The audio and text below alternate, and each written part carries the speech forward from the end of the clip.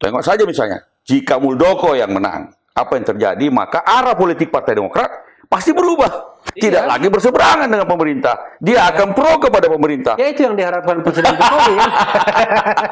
Jangan-jangan begitu. Tapi sekali lagi, hati-hati bermain dengan kekuasaan. Menggunakan kekuasaan. Kekuasaan itu amanah. Ketika dilakukan secara berlebihan, apalagi kalau itu mengandung abuse of power, publik akan menentang dan akan melawan bersama-sama kami di Partai Demokrat.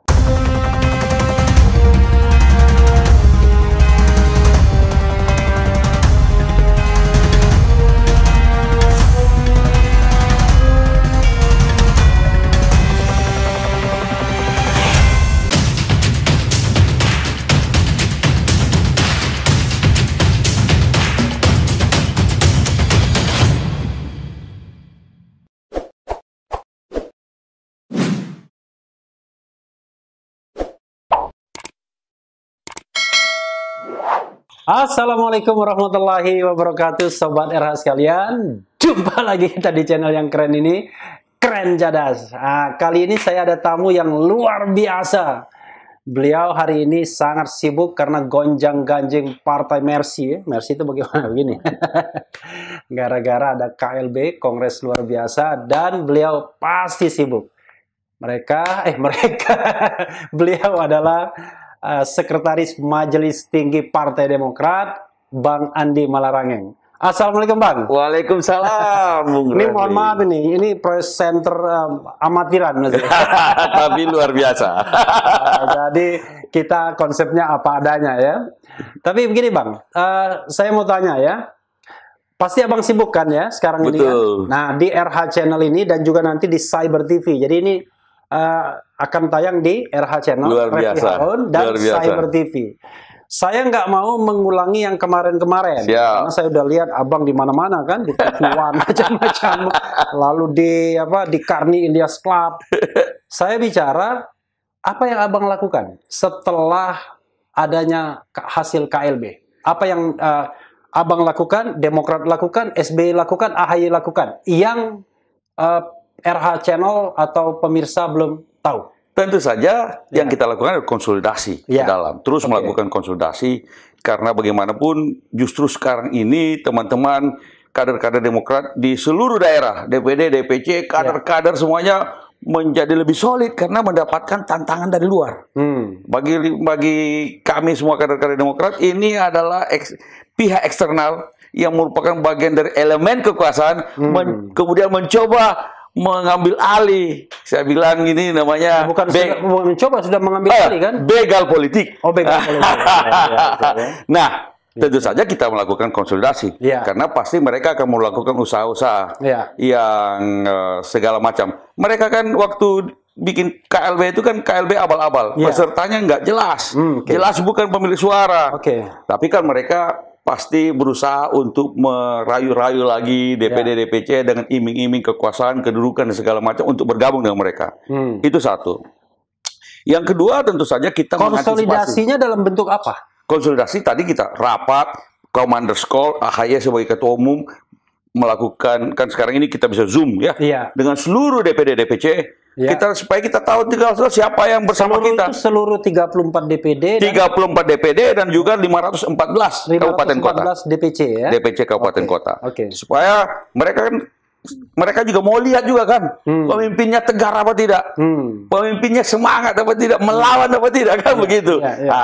AHY sebagai ketua umum memperlihatkan kita lawan yang begini ini, tidak bisa kita biarkan ini marwah partai, ini kedaulatan partai. Nah, itu satu. Konsolidasi ke dalam. Yang kedua, kita mengantisipasi skenario mereka yang sudah kita pikirkan. Kita pikirkan sejak dulu. Apa skenario-nya? Skenario-nya mereka bikin KLB abal-abal.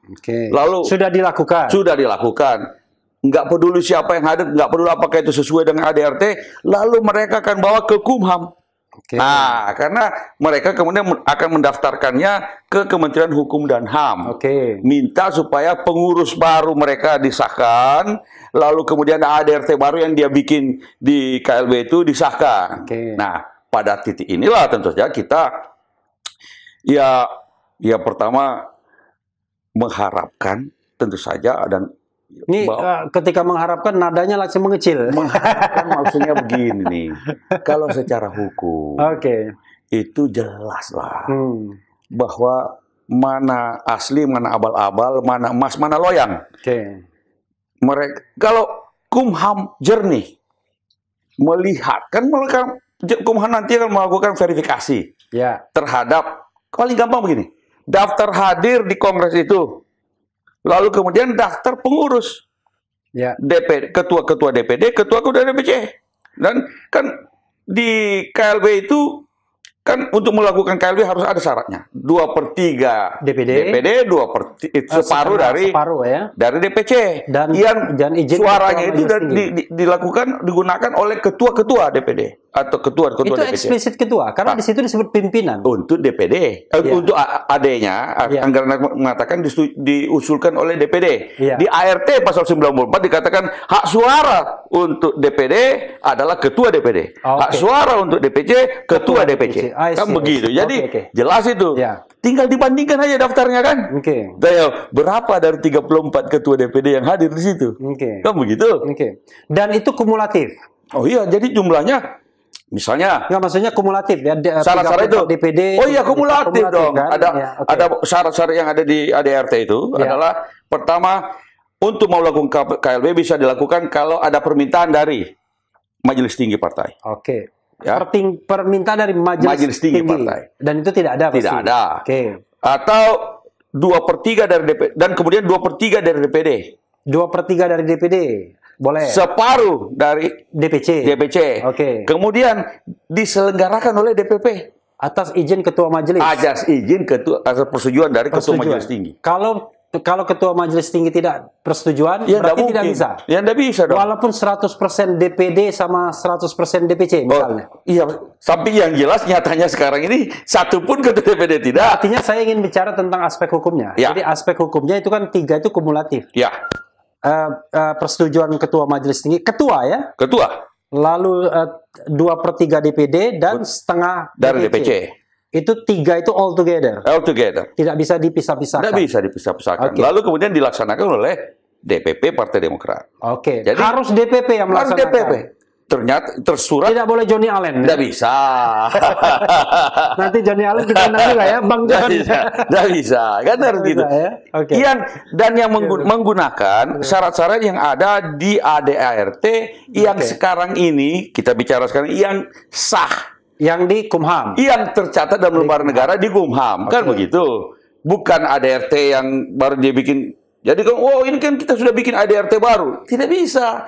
Karena ADRT itu dibikin di Kongres. Atau Kongres luar biasa. Belum disahkan. Nah, kita harapkan bahwa teman-teman di Kumham itu integritasnya masih terjaga. Ini bukan teman-teman di Kumham ini. Ini Menkumham. Kalau teman-teman kan mengikuti Menkumham. Kumham itu sebagai lembaga. Kementerian Hukum dan HAM itu kan lembaga. Menkumham tergantung dari Presiden Jokowi kan? Itulah. Ada sisi hukum, ada sisi politiknya. Yang sisi politiknya kita tidak bisa kontrol. Kalau sisi hukum jelas. Sisi politiknya tidak. Tapi tentu saja misalnya, kalau dipakai sisi hukum jelas. Harus ditolak mereka. Kalau jelas itu abal-abal. Nah, cuma kalau sisi politiknya kan kita tidak tahu, kita tidak bisa kontrol. Sisi politik kita set aside dulu, sampingkan dulu. Sebelum kita akan bicarakan berikutnya. Tapi begini, kalau pengalaman saya ya, sisi Kumham akan bilang begini, pendaftaran Anda kami terima, tapi akan kami verifikasi. Betul. Nanti ujung-ujungnya dia bilang, selesaikan dulu konflik internal kalian. Kami tidak akan melakukan pergerakan apa-apa. Kalau itu nggak ada masalah dalam arti begini. Selama kepemimpinan yang sekarang ini terdaftar, kepengurusannya adalah Ketum AHY dengan ADRT yang dibuat di Kongres kelima 2020. Selama ini tidak diubah-berubah, ya sudah. Nah, mereka adalah gerombolan-gerombolan liar. That's the point. Tapi persoalannya, bagaimana tiba-tiba Kumham bilang, karena ada konflik di antara dua kubu ini, kami freeze dulu. Tidak bisa dong. Kami alasan freezing apa? Alasan biar diselesaikan dulu. Nggak bisa. Karena itu sudah ada suratnya. Kita kan ketika mendaftarkan dan yang disahkan, kemudian dapat surat dari Kumham telah mengesahkan ini, dan juga ADRT menyatakan ini ADRT yang sudah dilakukan perubahan pada Kongres kelima disahkan, dan menyatakan Kumham sendiri menyatakan bahwa ADRT 2015 yang lalu, kalau Kongres 2015 dinyatakan tidak berlaku lagi. Nah, kalau ini mau dicabut kan dicabut dengan keputusan dong. Ya. Kalau kalau secara hukum begitu, selama ini tidak diganggu gugat kan tidak ada masalah. Mereka adalah sekelompok gerombolan yang mengklaim tentang KLB yang abal-abal dan ketumnya yang abal-abal juga. Jadi skenario freezing ditolak, walaupun bukan tidak mungkin ya. Jadi freezing itu. Kalau secara hukum tidak mungkin, dia harus bikin keputusan baru dong. Iya, keputusan baru untuk nge-freeze. Kok tidak bisa? Alasannya apa? Alasannya karena sudah ada konflik. Tidak bisa, dia harus mengakui atau tidak mengakui. Ini ranahnya begitu, tidak ada pakai freezing. Jadi ini either or. Waktu Abu Rizal Bakri sama Agung Laksono, dua-duanya belum diterima itu. Nah, dua-duanya ini kan sudah diterima di satu ini. That's okay. That's the point. Saya berupaya seperti devil advocate, ya kan? Mengerti. Tetapi ada satu soal lagi. Tiba-tiba kubu Muldoko akan menggugat Kumham. Ya kan? Bisa. Dia akan menggugat SK yang sudah dikeluarkan atau tindakan Kumham yang tidak mengeluarkan SK baru. Silakan. Itu selama PT UN, ya kan? Bisa saja. Ya. Selama proses itu tetap yang berlaku sebagaimana yang ada sekarang. Tapi persoalannya, Bang Andi, kita tahulah, ya. Ini saya orang hukum. Hukum dan kekuasaan berkelindahan. Kalau masuk urusan politik, kalau sudah sampai ini belum politik, tapi hukum yang berpolitik, ya kan? Karena kan urusannya kan ke Petun nih. PT UN. Nah, kalau kita urusan Petun, ya kita harus belajar dari sejarah kan. Konflik antara Golkar dan Golkar, ini Golkar dan abal-abal ya, Demokrat dan abal, Golkar dan Golkar antara Abu Rizal Bakri dan Agung Laksono, walaupun Abu Rizal Bakri menang, tapi karena tidak di-endorse oleh pemerintah, akhirnya kekuasaan tidak jatuh ke tangannya. Jan Farid menang, walaupun Jan Farid menang, tapi akhirnya Roma Hurmuzi yang tetap menjadi ketua. Nah, ini kan ada semacam campur tangan. Bagi saya, kalau berbicara soal hukumnya jernih melihat ini kan yang dilakukan KLB. Dia yang mendaftarkan. Ketika dia mendaftarkan, maka kemudian Kumham melakukan verifikasi. Verifikasi itu dulu dong dilakukan. Benar nggak dia sesuai ADRT? Pelaksanaannya Kumham kan tinggal babysitting, tolong dong digugat kami. Kalau sudah bermain politik, bagi saya itu sudah masuk ke ranah politik. Kalau kita bicara ranah politik kalau begitu. Seyakin apa ya AHY dan tentu Bang Andi dan teman-teman untuk mempertahankan kepengurusan Partai Demokrat di bawah pimpinan AHY dan Ketua Majelis Tingginya SBY. Kalau secara politik mau dilakukan, artinya mereka ini lepas lagi dari soal hukum, ya karena Menteri Hukum dan HAM juga adalah pejabat politik di bawah Presiden. Presiden itu KSP-nya Muldoko. Menteri Hukum dan HAM itu juga kader partai politik. Nah, kader partai politik yang dulu juga mensukseskan kepengurusan P3 dan Golkar. Maka upaya kita adalah memperlihatkan kepada publik. Ini loh kenyataannya.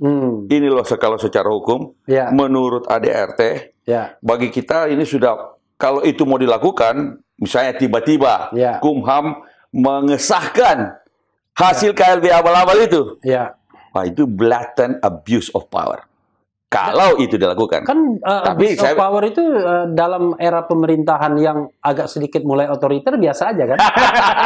Cuma kan kita saya nggak nyebut pemerintahannya loh, maksudnya dalam era pemerintahan kita ini sekarang sudah masuk dalam era reformasi. Dalam era reformasi, ekspektasi kita adalah pemerintahan manapun itu melakukannya secara demokratis tentunya. Dalam konteks demokratis ini ada yang namanya kedaulatan partai politik. Yang kedaulatan partai politik ini tidak bisa diganggu-gugat oleh kekuasaan. Jadi sekali lagi, ini bukan urusan internal partai politik, Partai Demokrat semata, kan begitu kan kata Mensesnek. Wah, ini urusan internal Partai Demokrat. Tidak ada pihak eksternal. Urusan internal. Bagaimana? Lalu KSP Muldoko itu apa?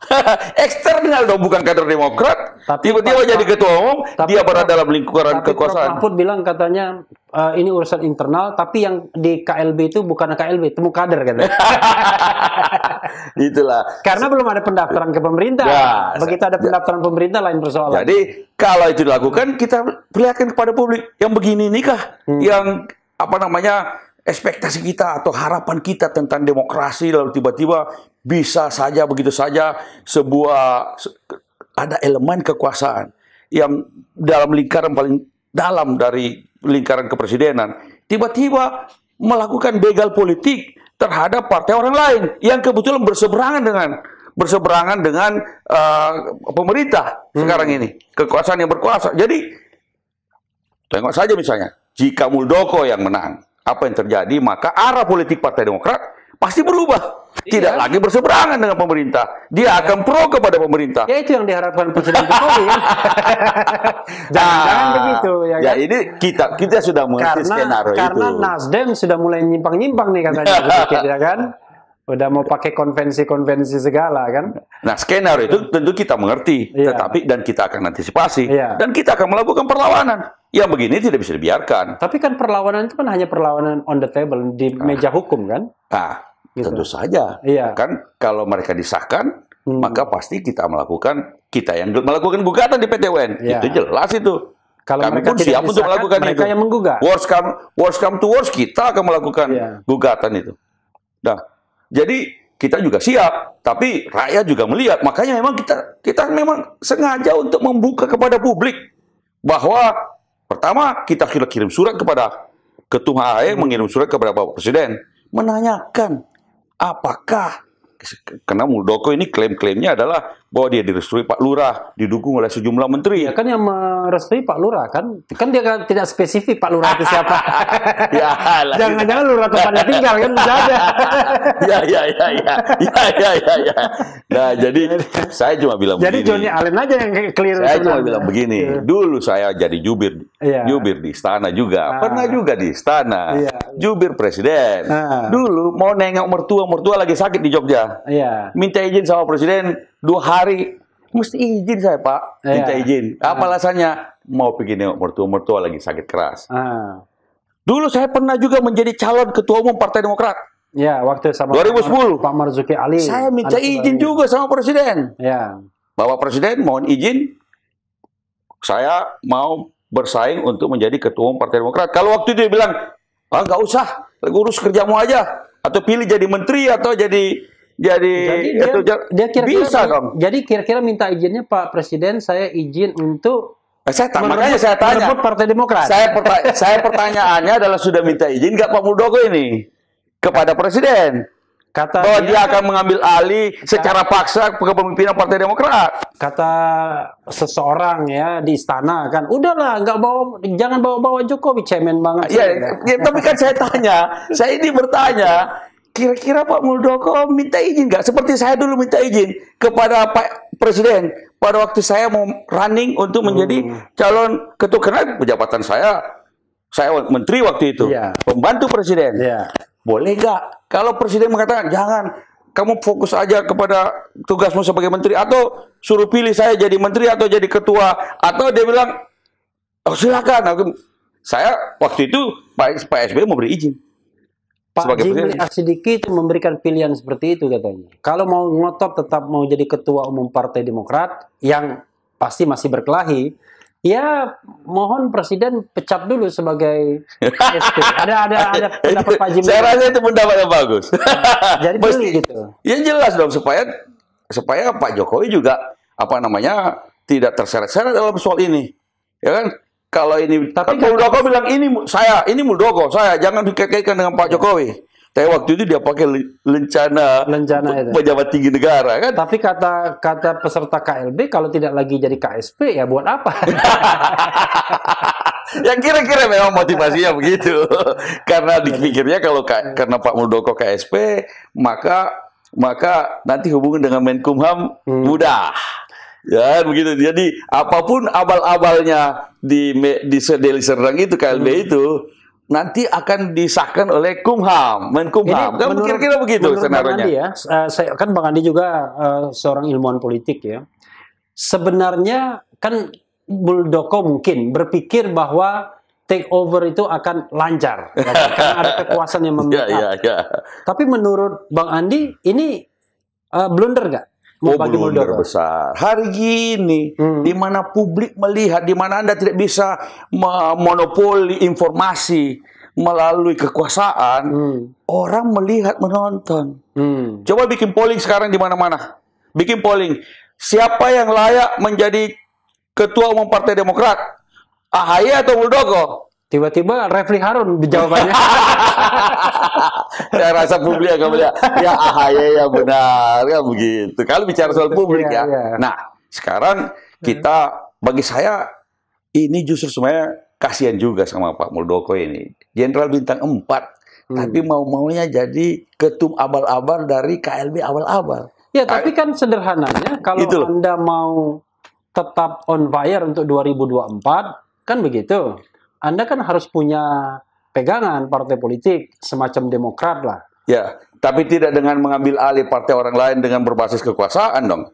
Ini persoalannya kan begini. Kalau bikin partai sendiri kan susah. Bikin partai sendiri dong, memang begitu. Kalau mau jadi presiden harus susah-susah. Dan sudah ada contohnya.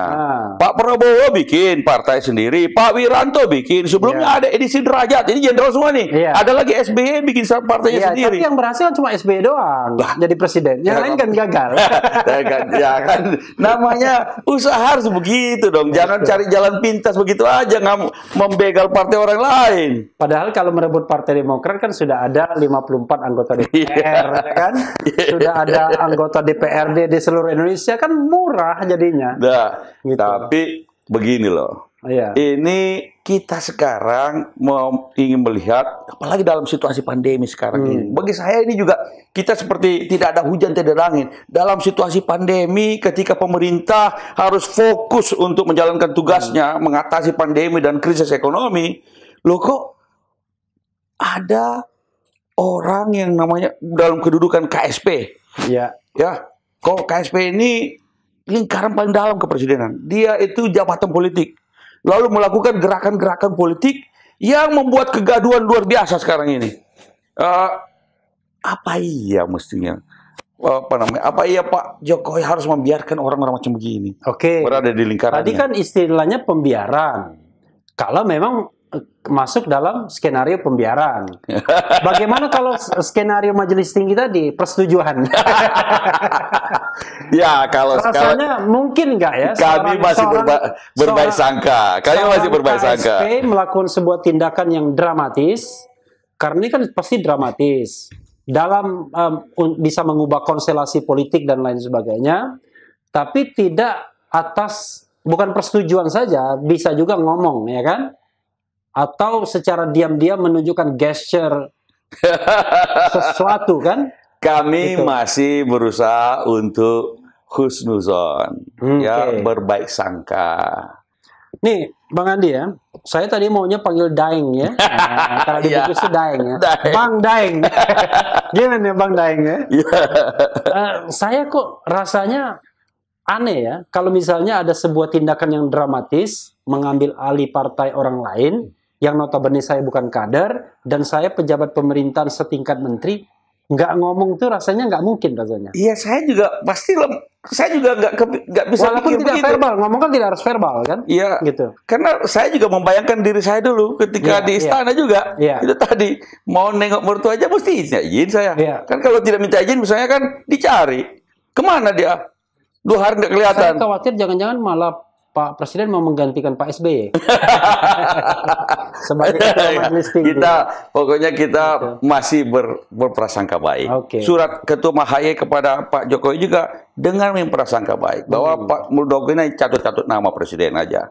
Tetapi kami siap untuk menghadapi segala kemungkinan. Nah, itu dia di ranah hukum maupun juga tentu saja secara politik.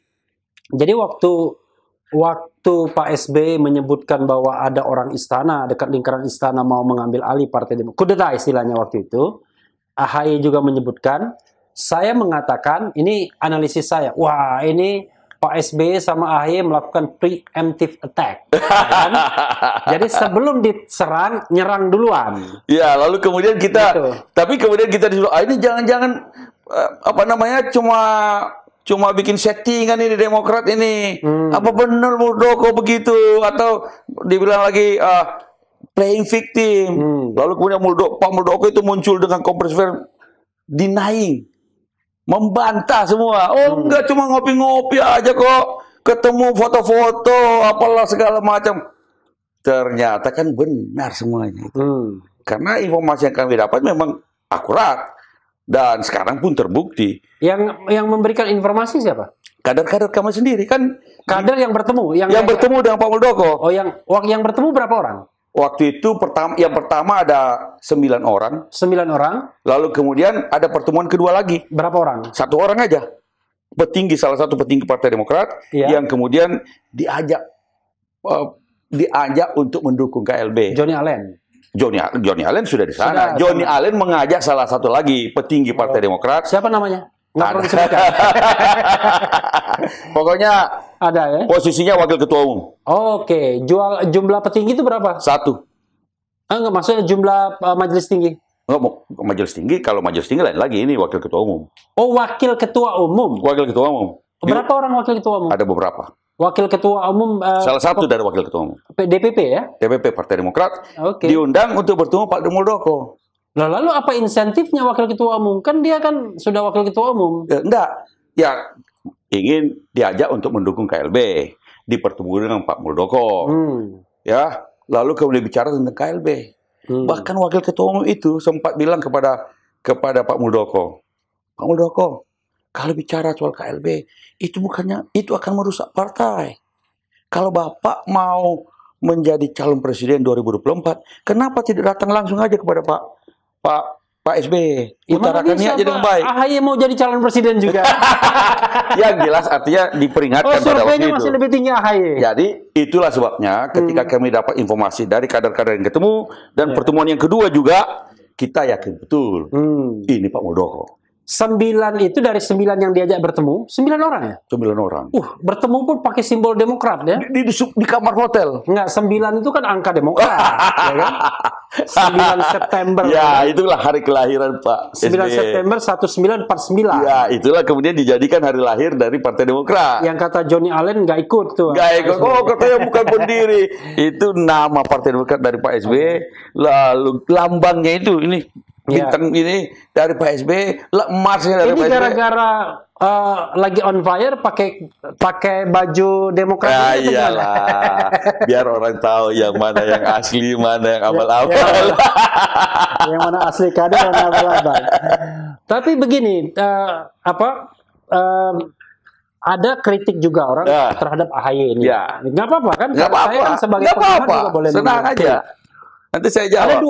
Ada dua soal. Pertama, gimana sih kaderisasi di partai politik ini? Ini ada orang jadi mayor, ini apa-apa, frankly speaking, jadi mayor, berhenti, nyalon pilkada DKI, ya kan? Gagal, dikasihkan ketua Bapilu, Kogasma, nggak berhasil juga, ya kan? 54 kursi kan turun jauh kan? Tiba-tiba dengan pengalaman politik 5 tahun dijadikan ketua umum, ya kan? Kan orang menganggap sama aja. Gitu. Gini. Ya. Jadi kita di Demokrat sudah memprediksi 2024 Tapi enak nih sama orang Bugis Bang Daeng ini. Dia omongkan apapun, oke. Tidak ada masalah. Ada jawabannya. Ada jawabannya. Jadi kita di Demokrat sudah memprediksi 2024 itu adalah saatnya untuk melakukan regenerasi kepemimpinan politik di negeri ini. 2020. Generasinya SBY, ya Ibu Megawati sudah. AHY sekarang 42 tahun. 42 tahun. Bagi 2024 kira-kira 45 tahun. Jadi pada saat itu kita harap kita memprediksikan bahwa saatnya generasi muda kepemimpinan politik mulai tampil memimpin negeri ini. Karena itu maka Partai Demokrat juga harus mengantisipasi dengan melakukan regenerasi politik. Jadi itulah. Nah, saatnya melakukan regenerasi politik di Partai Demokrat. Pada saat itu dari semua kader Partai Demokrat Yang siap menjadi lokomotif bagi Partai Demokrat adalah AHY. Sekarang mudah saja melihatnya. Polling deh. Bikin deh polling, semua polling yang independen tentang kepemimpinan nasional, yang termasuk juga kader-kader Partai Demokrat. Siapa yang paling unggul? AHY. Bagi kita begini, Partai Demokrat ini partai yang selalu calon presiden AHY nomor 6. Ya, kira-kira ada bilang nomor 6, ada yang bilang nomor 5, ada yang nomor 4. Prabowo, Ganjar sama Anies changeable. Ya. Kemudian Ridwan Kamil sama Sandiaga Uno changeable. Ada AHY. Ya, gitu kan? Ya, itulah. Tapi kan kata Muldoko, kalau dia menduduki Partai Demokrat, Muldoko itu jadi nantinya. Muldoko 0,8%. Kan jauh sekali. Kan belum menjabat katanya. Sudah KSP loh. Enggak, maksudnya menjabat sebagai ketua umum partai. Nah, sekarang begini. Gitu. Di antara semua kader Partai Demokrat, Anda lihat, nggak ada lagi yang lain kecuali AHY. Memang Demokrat ini selalu melihat, sejak mulai awal, dia membutuhkan lokomotif. Lokomotifnya itu SBY, sejak dimulai didirikan. Lokomotif inilah menarik semua gerbong-gerbong Partai Demokrat dan membuat orang ingin masuk dalam gerbong-gerbong Partai Demokrat itu. Nah, sekarang kita mencari gerbong baru nih yang lebih mudah, yang siap untuk bersaing di 2024. Dan kita melihat sosoknya ada pada AHY. Terlepas urusannya dia anaknya Pak SBY atau bukan, tapi di antara semua AHY. Coba lihat misalnya Marzuki Ali, Johnny Allen, si Maxo Pakua, Darmisal, ada nggak namanya di polling-polling itu? Bisa nggak jadi lokomotif Partai Demokrat? Ya nggak bisa. Persoalannya di situ. Karena itu Muldoko mulai naik dia kalau dia pegang Partai Demokrat. Enggak juga. Ada yang Oke. Ini kritik yang pertama ya. Kritik kedua ya. Ini dianggap AHY elitis ya. Kalau partai-partai lain ketua-ketua umumnya kan agak flamboyan ya. Bang Andi kan flamboyan.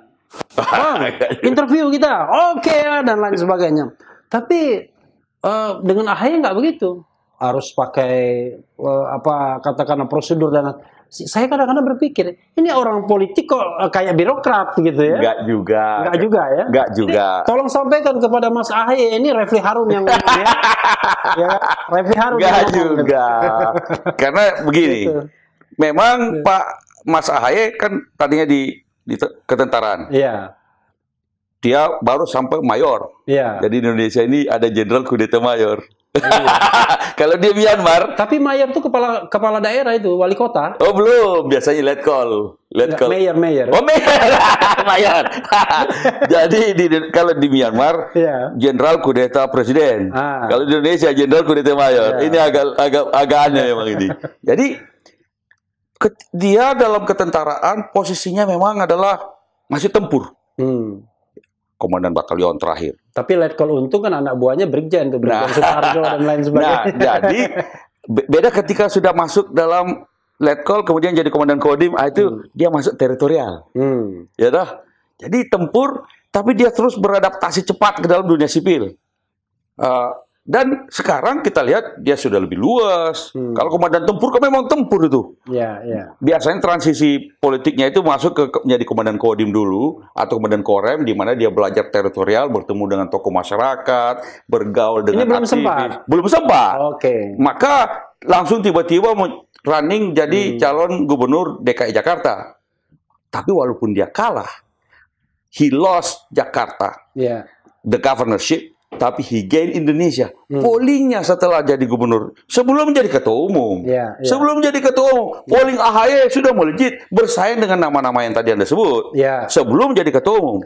Nah karena itu ini menariknya fenomena AHY ini. Memang dia harus melakukan adjustment ke dalam dunia sipil, ke dalam dunia politik, bergaul dengan aktivis, bergaul dengan kader-kader yang lain, bergaul dengan tokoh masyarakat. Soalnya tiba-tiba ada pandemi.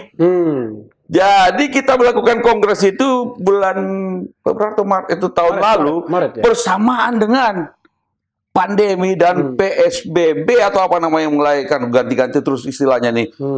Itu menyebabkan kemudian yang tadinya dia mau keliling-keliling Indonesia, bertemu dengan macam-macam kader, melakukan silaturahmi, terpaksa harus lebih kan sudah ketemu dengan calon pasangannya kan di Jawa Tengah, Ganjar Pranowo. Akhirnya tetap harus melakukan bagaimanapun politik semacam itu. Mudah-mudahan kalau sudah vaksinasi, lalu situasi sudah agak baik, dia bisa lebih bergaul lagi lah dengan berbagai macam komponen bangsa. Yang mau jadi pemimpin bangsa harus bisa. Saya juga mengatakan begitu sama beliau. Dan memang orangnya cerdas dan mau belajar, humble. Cuma ada pandemi melalui Bang Andi, mudah-mudahan mau diinterview di Refli Harun. Nanti saya kasih tahu. Itu. Pokoknya kita layani tempatnya dimanapun ya. Dan bilang sama dia, ngomongnya harus begini.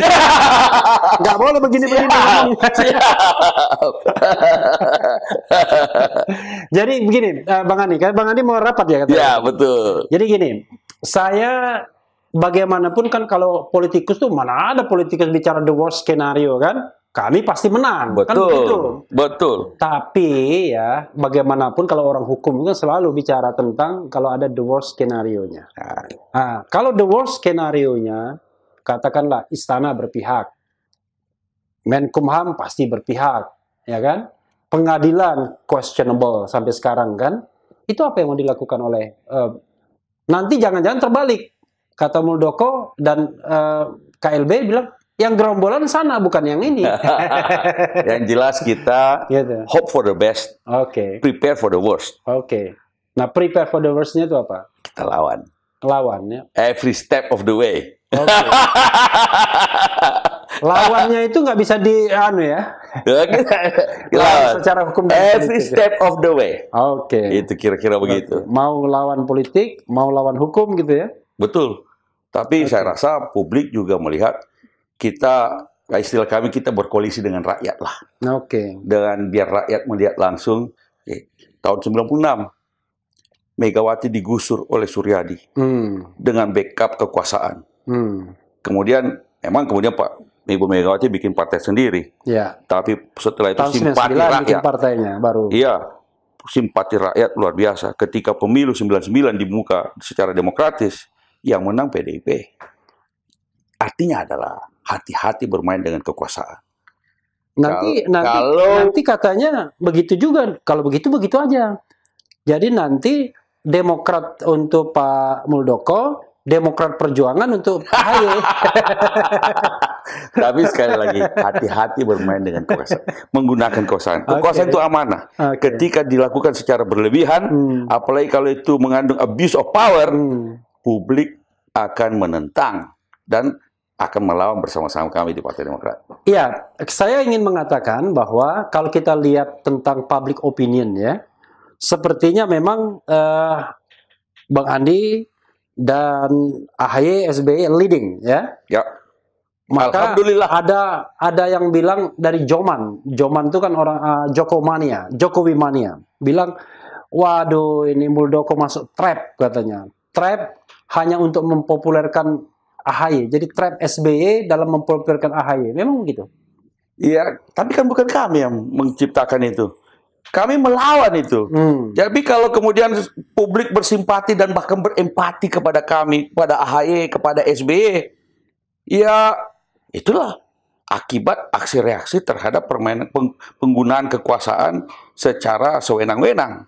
Nah, jadi bukan Jenderal Junior masuk trap Jenderal Senior, enggak ya?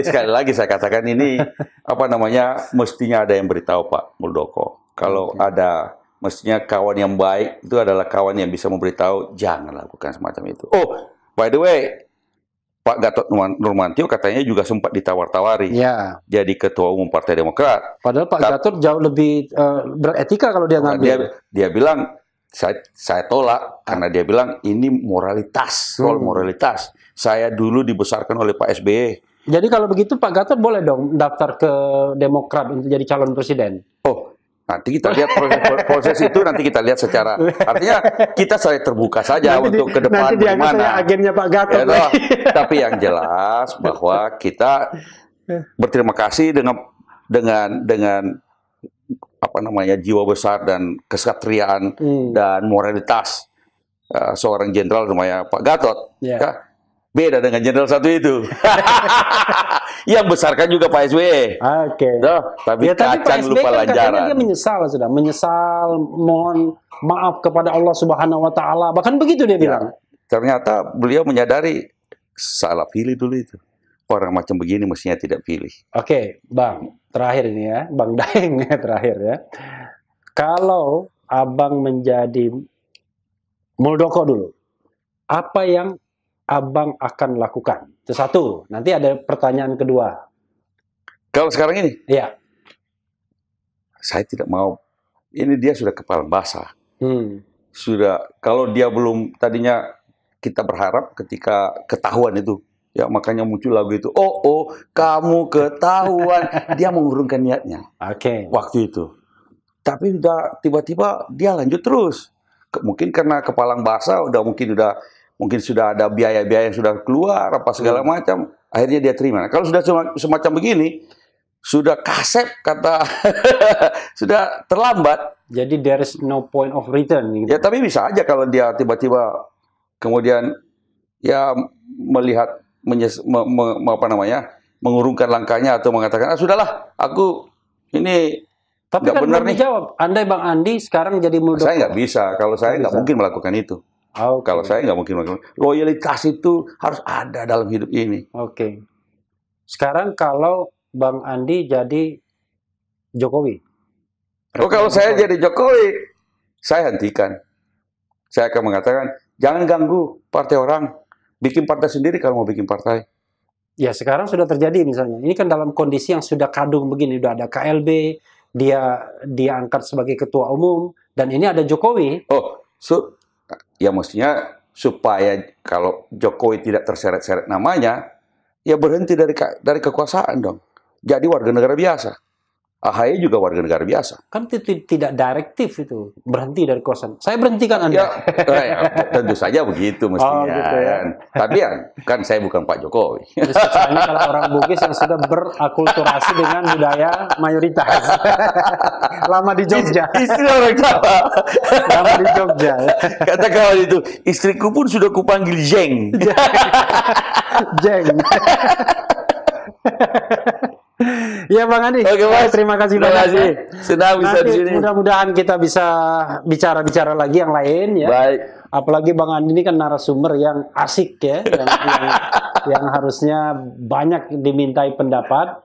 Tapi pesan kepada AHY tolong ya, tolong disampaikan AHY interview sama Refli Harun ya. Siap. Oke ya, Sobat Hero sekalian, itu tadi bincang-bincang saya dengan Bang Andi Malarangeng. Mudah-mudahan bermanfaat dan mudah-mudahan apa yang terjadi dengan Partai Demokrat bisa segera diselesaikan secara baik. Amin. Tapi tidak hanya baik, konstitusional ya, beradab, beretika ya, dan juga memelihara demokrasi, konstitusi dan hak asasi kita semua. Itu saja. Yang penting tetap di channel ini, karena di channel ini Anda akan dirayu, ditipu, dibaperin, dicecar, diuber pula di jalur hukum. Karena channel ini adalah channel yang mengancam moral dan jangan lupa subscribe, like, comment, and share. Oke, mantap.